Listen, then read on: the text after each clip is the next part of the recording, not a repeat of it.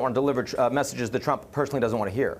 There is that picture that has now become famous at the G7 summit. The Atlantic wrote that it's become kind of a Laurel and Yanny moment with people having two different views of it. What have you learned about what actually happened in that moment?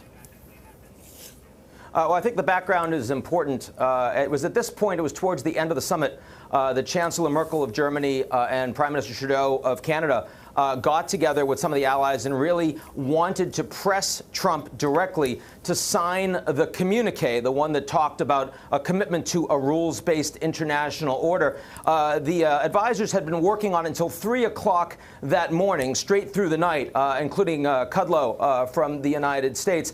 And Trump was sitting there with his arms crossed, clearly not liking the fact that he felt like they were ganging up on him. He eventually agreed. He said, OK, he'll sign it. And at that point, he stood up.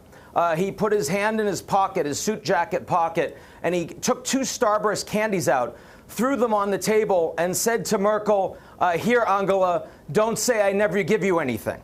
I would say that that really showed, if you want to look into what was behind both the body language there and also why it was that after the meeting Trump was so agitated and decided to tweet off against the Canadian Prime Minister and decide to pull his name out of the communique, completely unknown to Kudlow and others that had been advising him. I think that's really the reason. That's his emotional state at that point. So President Trump had a starburst outburst?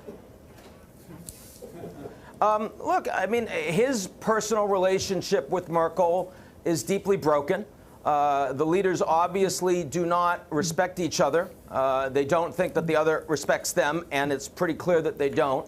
And Trump's interest in multilateral institutions, for him, it feels like a constraint, not an opportunity. But looking at it from his point of view, could he possibly have been teasing and meant for that to be a friendly gesture?